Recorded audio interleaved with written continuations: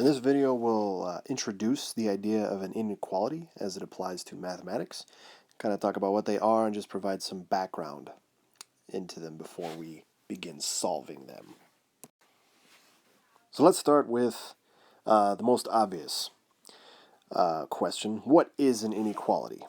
In terms of mathematics, if we look at the word, well, we know what an equality is. That's where we're thinking an equal sign, right? But in this case, means not. So basically, it's any case where things are not equal. So for instance, we can usually rewrite this. We have symbols already in play for this. 6 is less than 10. This less than symbol would be an example of an inequality. I can also say 3 is not equal to 7. Both of these are examples of inequalities. So there are quite a few types that we have already kind of built in. The first one we talked about already, less than.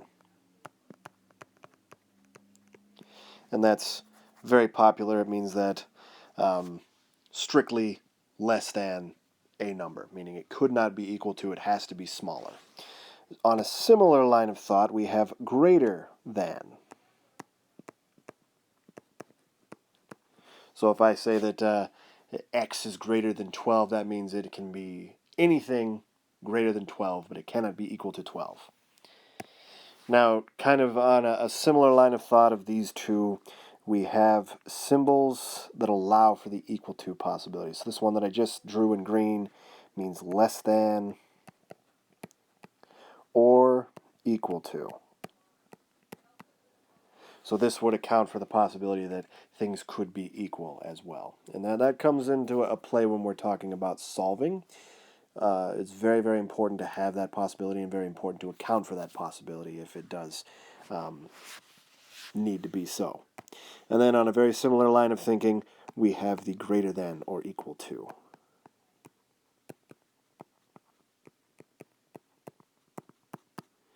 And then there's one more that I'll mention in here.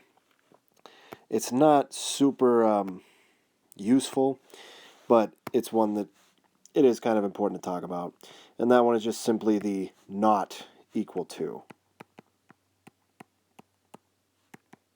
So again, not really, it doesn't really pop up all that much. All I'm saying is that I'm basically eliminating one possible value is all it would be. Or I'm making a statement. So this one, while prevalent, it's not usually all that informative. And usually we can do better. We can say that it has to be greater than, it has to be less than, or it's less than, or it's equal to, or it's greater than, or it's equal to. So these four that we have in color here are a lot more specific. They define more of a range than the not equal to. So there are some properties to inequalities, just like there are for equalities. One that really kind of pops up that's really important is transitivity. And when we're talking about equalities, this one means that if A equals B and B equals C, then A must equal C. That's pretty straightforward.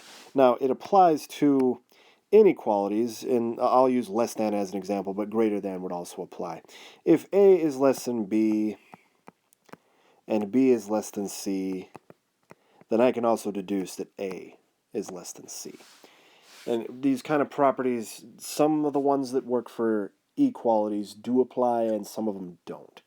I just wanted to use this one as an example. Transitivity does carry over, however, there are some that we need to be very careful about. And we'll talk about that as we get into more solving of inequalities. But for now, this is just to give you background information so that when we are talking about solving inequalities, you know what they are and you kind of know some of their generic structure.